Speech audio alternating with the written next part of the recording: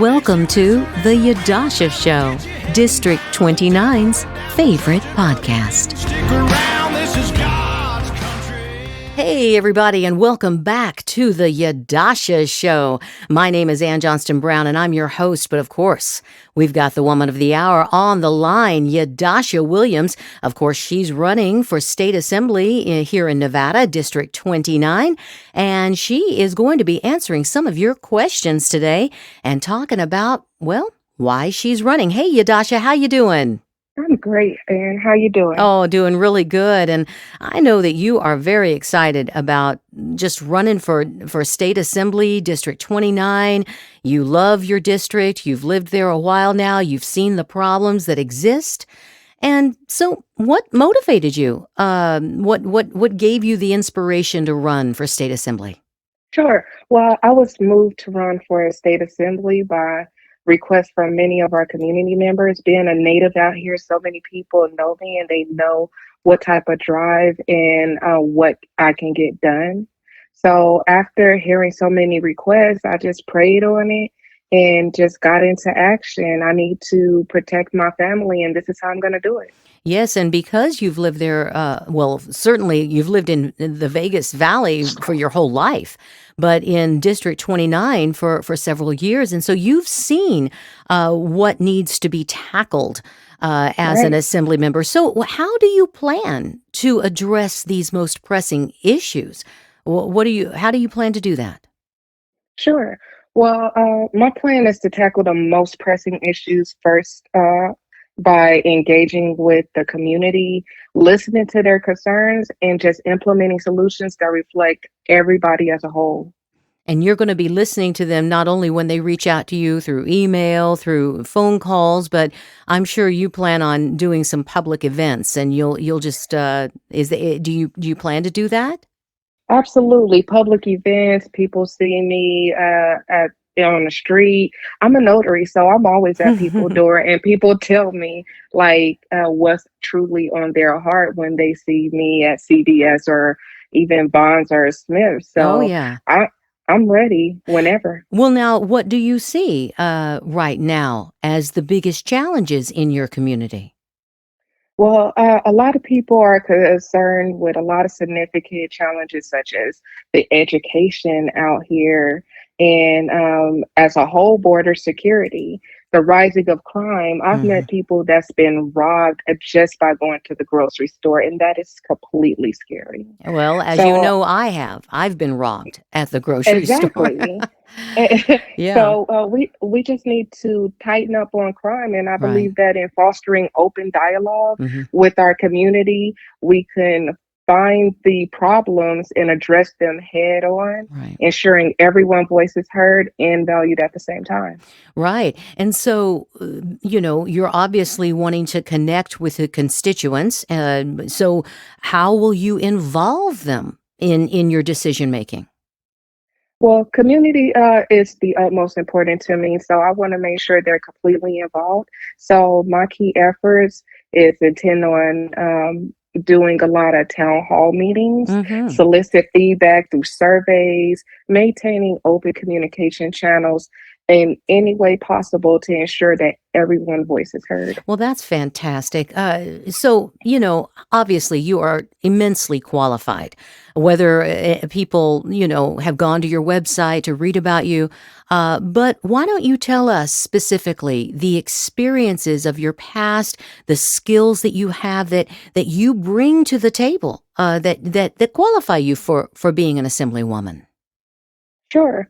Well, my diverse background is with business ownership. I am a founder, owner, and operator of my business, Justice Mobile Notary. Hmm. I do talk to the community. I'm always at volunteering whenever I can, and I take my kids along when they can. And especially with family, I am a big family person. So family caregiving qualifies me to understand and address the needs of our district.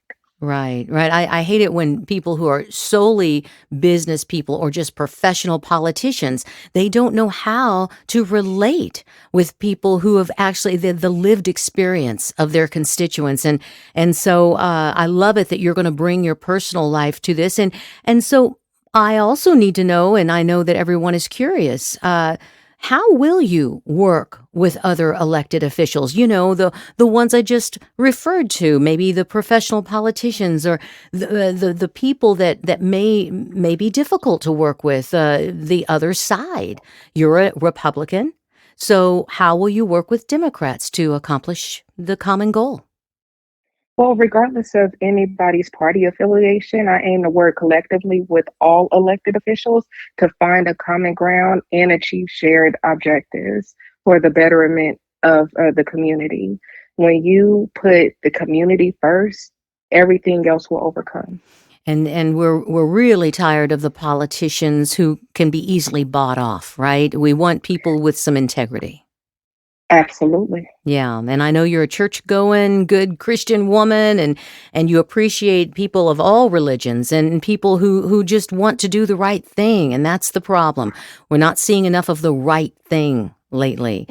That is correct. Yeah. What about the initiatives or policies you plan to prioritize? I know that what's at the top of what you call your key points: education, healthcare, infrastructure. How are you prioritizing these, and what policies will you implement? Well, I'm committed to prioritizing initiatives that's aimed by enhancing education through increased funding and resources, ensuring access to affordable healthcare and services for everyone, and spreading everything that I can for investments, the infrastructure projects that we've been having so much of issues with. Hmm. Additionally, I advocate for addressing issues related to crime while still protecting the Second Amendment rights. Right. Right. Oh, so important to both of us. You and I both. Absolutely. Yeah. And I think now, especially in this climate, a lot of people are beginning to appreciate that Second Amendment right of ours. So that sounds fantastic. And again, not to keep harping on these politicians who are out for themselves, but really, we need more transparency in government and accountability. How do you plan to act on that to ensure that we're more transparent in our officiating? Well, transparency and accountability are essential pillars of good governance. So I implement measures such as like open meetings, public disclosure, our decision making processes, and regular updates to our community. Yeah, that's fantastic. And getting back to the other question I had about your prioritizing these key points that you have. I know that as an assemblywoman, you'll be able to sponsor bills and to be able to write bills. So, are you planning to at some point during your tenure? I mean, are you going to actually invest in writing bills for the things that you believe in? I know that I didn't tell you that I was going to ask this type of question, but I've always been curious about how that worked. Absolutely. My goal is to help with whatever bills that we have and fix whatever bills Right. that aren't just quite there. Right, and that you because you have that power as an assemblywoman, you'll be able to have an influence over the bills as they are, so that you can make sure that these key points that mean so much to you that we've already laid out, they can be addressed even in the current bills that'll be considered. What about, and this is a very important question on people's minds lately, is this combating climate change, environmental sustainability. I'm sorry, but it seems to have dictated everything in government these days, and a lot of people are getting tired of it. What are your thoughts on those? Well, I believe in taking care of our environment, but let us also focus on practical solutions Right. that do not stifle economic growth. So if we could just find a common sense way to protect our natural resources while supporting job creation and economic development. Right, right. And you care about small businesses. That's something you really have emphasized. And this and a lot of the things that are happening in government right now to combat climate change seem to be hurting small businesses, right? Absolutely. I'm a small business, so I hold small business near and dear to my heart, Hmm. like my fifth born child. Oh, yeah, right. And If so if it's if like, if the listeners didn't get it, she has 4 children. So now that would right. be your fifth. I get it. Yes. That's awesome. Yeah, but fostering economic growth in our district means supporting small businesses with resources and reducing red tape. Yeah. As a small business owner myself, I understand the needs and have plans to help them thrive through education and opportunity for every small business. That's so good. Well, because our communities are really the foundation of our communities is small business. These mega corporations, they're there, yes, and we need them on a level. But I Right, but think, I right. love those mom and pop shops. I'm like, those are the people that actually care about the neighbor next door. And the Yeah. neighbor next door may be the mom and pop shop. There you go. There you go. That's so true. Well, we're keeping these podcasts to 15 minutes, guys. So whenever we post these, you'll know that you have time to listen in the car, on the way to the store, on the way to the kids' school. But since we have another couple minutes, I wanted to bring up the fact that we do have a big party coming up on Saturday, March 23rd at noon. Why don't you tell us about that, Yadasha? Yeah, so we have our campaign launch party coming up. I'm extremely excited about it. I hope to see everyone there.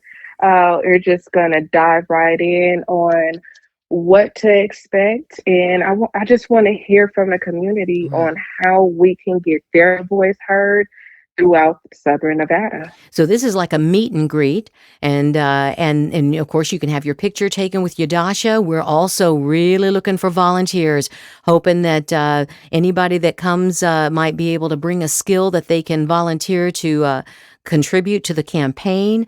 And if you don't have, Absolutely. yeah, And also we're looking for donations I as well. You know. can always go to my website at Yadusha number 4nv.com to make a donation. That's YADUSHA, the number 4nv.com. If you cannot volunteer your time, we gladly accept the donation to make sure we get your policies in the front door. That's right. And we'll be taking donations on Saturday, but if you can't even make a donation, we'd love to see you there. This is not there's no fee at the door. Just come on in. Let's meet. Let's talk. There's going to be some refreshments, and like I said, let's get your picture taken with Yadasha and put it on social media. And make sure, by the way, everybody, that you're following us on social media. It's Yadasha, the number 4NV, and we're on we're on most things, Twitter, what do they call it, X now, Facebook Yes. and Instagram. Well, hey, you guys, this has been great. Yadasha, anything left you'd like to say before we tune out?